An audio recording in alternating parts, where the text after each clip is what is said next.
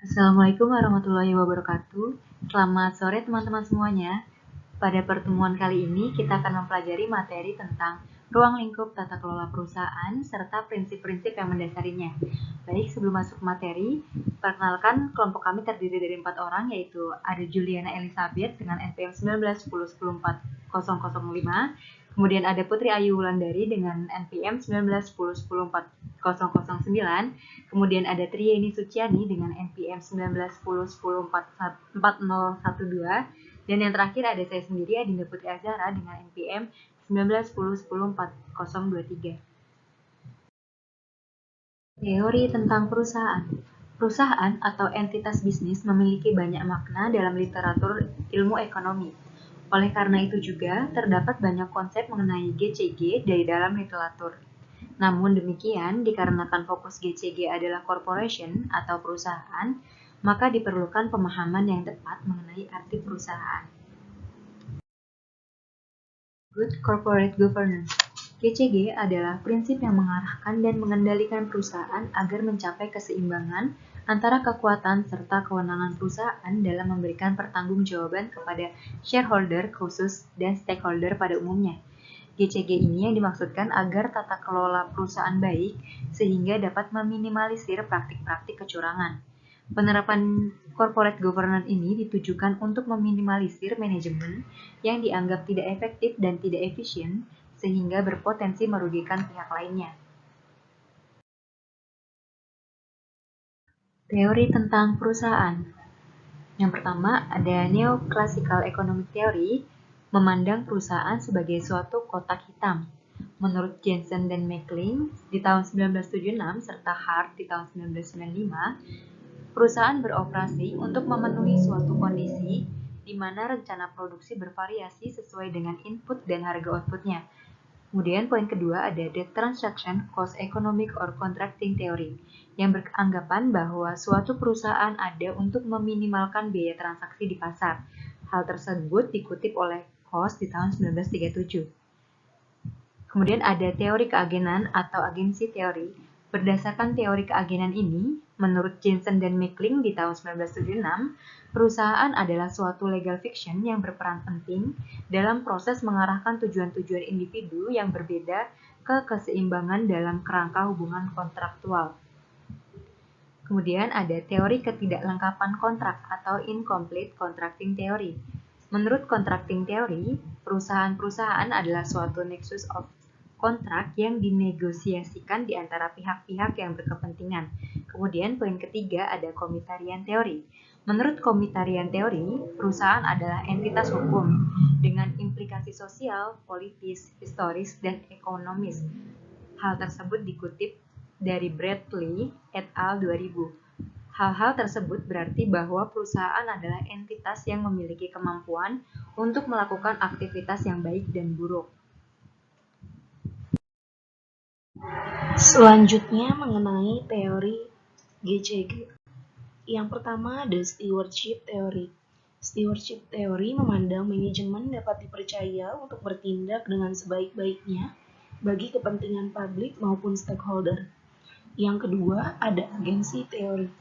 Agensi teori yang dikembangkan oleh Michael Johnson memandang bahwa manajemen perusahaan sebagai agen bagi para pemegang saham akan bertindak dengan penuh kesadaran bagi kepentingannya sendiri, bukan sebagai pihak yang arif dan bijaksana secara adil terhadap pemegang saham.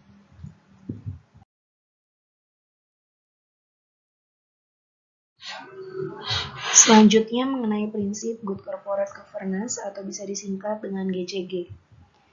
Yaitu secara umum terdapat 5 prinsip dasar dari GCG yang bisa disingkat sebagai tarif. Yang pertama ada transparansi, yaitu keterbukaan informasi yang berarti keterbukaan dalam melaksanakan proses pengambilan keputusan dan keterbukaan dalam mengemukakan informasi material dan relevan mengenai perusahaan. Yang kedua, accountability atau akuntabilitas, yaitu kejelasan fungsi, struktur, sistem, dan pertanggungjawaban organ perusahaan, sehingga pengelolaan perusahaan terlaksana secara efektif. Yang keempat ada responsibility atau pertanggungjawaban, yaitu kesesuaian atau kepatuhan di dalam pengelolaan perusahaan terhadap prinsip korporasi yang sehat, serta peraturan perundangan yang berlaku. Yang keempat ada independensi atau kemandirian, yaitu secara keadaan di mana perusahaan dikelola secara profesional tanpa benturan kepentingan dan pengaruh tekanan dari pihak manajemen yang tidak sesuai dengan peraturan dan perundang-undangan yang berlaku dan prinsip-prinsip korporasi yang sehat.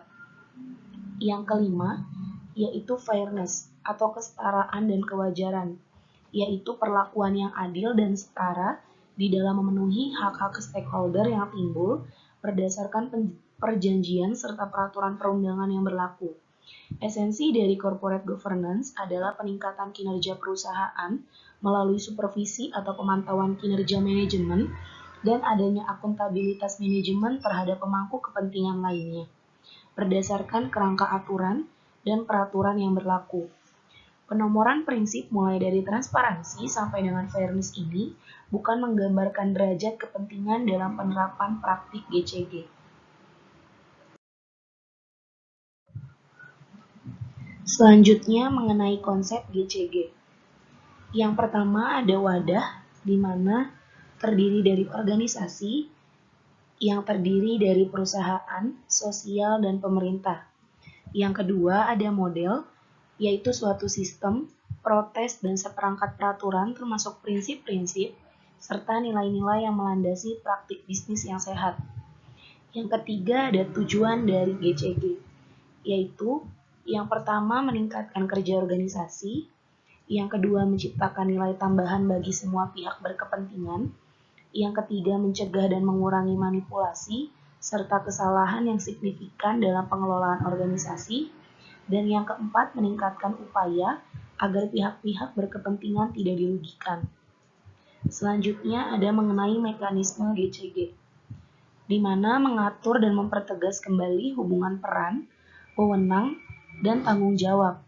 Dalam arti sempit, yaitu antara pemegang saham, dewan komisaris, dan dewan direksi. Dalam arti luas, yang berarti antara seluruh pihak berkepentingan. Selanjutnya, konsep corporate governance yang dipandang dari perspektif pemegang saham. Yang pertama, mengenai teori keagenan. Menurut Slaper dan Fisney tahun 1997, berargumen bahwa manajer memiliki kendali atas jalannya perusahaan, sementara investor menyediakan pendanaan kepada perusahaan. Oleh karena itu, corporate governance berkaitan dengan cara-cara serta usaha investor untuk dapat memastikan bahwa investasinya akan memberikan hasil. Yang kedua, mengenai teori ketidaklengkapan kontrak atau incomplete contracting theory. Menurut Zingales tahun 1998, beliau menelaah mengenai corporate governance dari sudut pandang kontrak. Selanjutnya, konsep corporate governance dari perspektif pemegang saham. Yang pertama, mengenai teori keagenan. Slaper dan Fisney tahun 1997 berargumen bahwa manajer memiliki kendali atas jalannya perusahaan, sementara investor menyediakan pendanaan kepada perusahaan. Oleh karena itu, corporate governance berkaitan dengan cara-cara serta usaha investor untuk dapat memastikan bahwa investasinya akan memberikan hasil. Teori yang kedua yaitu teori ketidaklengkapan kontrak atau incomplete contracting theory. Tahun 1998, Zingales menelaah corporate governance dari sudut pandang kontrak yang tidak lengkap. Beliau berargumen bahwa corporate governance adalah the complex set of contracts that shapes the ex-post bargaining over the quasi-rent generated by a firm. Suatu kontrak yang klausalnya tergantung pada variabel di masa yang akan datang dan memerlukan biaya yang mahal untuk dapat disepakati. Selanjutnya, konsep corporate governance yang dipandang dari perspektif pemangku kepentingan. Pemangku kepentingan menurut Communitarian Theory Corporate Governance berfungsi untuk dapat meningkatkan kepentingan publik dengan mengurangi biaya sosial yang diharapkan akan dapat meningkatkan efisiensi dari masyarakat. Menurut Sareux dan Debrieres tahun 2001 berargumentasi bahwa masalah efisiensi sistem corporate governance hanya dapat diterapkan dalam kerangka yang mencakup semua pemangku kepentingan. Keuntungan GCG atau Good Corporate Governance bagi perusahaan. Yang pertama, mendorong tercapainya kesinambungan perusahaan melalui pengelolaan yang didasarkan pada 5 asas GCG. Yang kedua, membuat organ perusahaan yang terdiri dari Dewan Komisaris, Direksi, dan Rapat Umum Pemegang Saham dapat berfungsi secara berdaya optimal dan mandiri. Yang ketiga, mempertinggi nilai moral dalam perusahaan karena dapat mendorong pemegang saham, anggota Dewan Direksi, dan anggota direksi agar dapat membuat keputusan dan menjalankan tindakannya karena terdapat kewajiban untuk patuh terhadap perundang-undangan. Yang keempat, menumbuhkan dan mendorong munculnya kesadaran serta tanggung jawab sosial perusahaan terhadap masyarakat. Yang kelima, mendorong upaya untuk menjaga kelestarian lingkungan, terutama di sekitar lokasi operasional perusahaan, termasuk upaya dalam menumbuhkan masyarakat sekitar lokasi. Yang keenam, mengoptimalkan nilai perusahaan bagi pemegang saham dengan tetap memperhatikan pemangku kepentingan lainnya.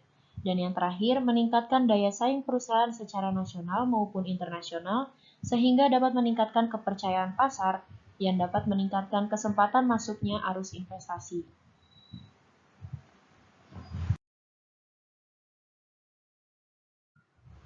Pihak-pihak yang harus menguasai GCG yaitu 1. Dewan Komisaris, 2. Direksi, 3. Corporate Secretary, 4. Komite Audit, 5. Komite GCG, 6. Bagian Legal dan Compliance, 6. Internal Audit Perusahaan BUMN dan Swasta, 7. Dana Pensiun, 8. Yayasan atau Koperasi, dan 9. Siapapun yang hendak mengimplementasikan GCG. Paradigma baru tata kelola perusahaan. Menurut Thomas Kuhn, The Structure of Scientific Revolution pada tahun 1993, paradigma merupakan suatu cara pandang, nilai-nilai metode-metode, prinsip dasar atau cara memecahkan suatu masalah yang dianut masyarakat ilmiah pada suatu masa tertentu. Menurut American Heritage Dictionary, sebagai asumsi, konsep, nilai-nilai, dan praktek yang diyakini oleh suatu komunitas dan menjadi cara pandang suatu realitas. Dan menurut Mohana dalam Muslim Salam tahun 2003, paradigma yaitu sebagai value system atau sistem nilai, konstruksi dan evaluasi ilmu pengetahuan masyarakat, komitmen terhadap suatu sistem nilai yang memungkinkan kita mengevaluasi reliabilitas dari klaim ilmu suatu ilmu pengetahuan. Dan paradigma sebagai research interest atau minat penelitian, objek penelitian, sudut pandang terhadap objek yang dikaji, fenomena yang dianggap penting atau menarik, dan lain-lainnya. Selanjutnya, tata kepemerintahan yang baik secara umum ditandai dengan diterapkannya prinsip transparansi, partisipasi, dan akuntabilitas sebagai landasan awalnya. Prinsip tersebut kini telah dikenal dengan prinsip tata kelola yang baik atau good governance yang mengatur hubungan antara pemerintahan, masyarakat, dan dunia usaha. Dengan terciptanya paradigma governance yang baik di Indonesia, maka diyakini akan dapat mewujudkan pemerintahan yang baik. Dan bila telah terciptanya pemerintahan yang baik, maka dengan sendirinya pula tindakan korupsi yang selama ini banyak dilakukan oleh pejabat publik atau orang-orang yang bekerja di bidang pemerintahan akan mampu dicegah, bahkan mungkin tindak pidana korupsi oleh pejabat pemerintahan tidak akan terjadi lagi karena inti dari prinsip good governance tersebut benar-benar mengedepankan kepentingan masyarakat di atas kepentingan pribadi dan golongan. Prinsip good governance membuat keseimbangan kinerja antara pemerintah sebagai pelayanan publik dan masyarakat sebagai yang dilayani. Thank you for your attention. Semoga materi yang sudah kami sampaikan dapat tercerna dengan baik oleh teman-teman semuanya. Akhir kata dari kami, wassalamualaikum warahmatullahi wabarakatuh.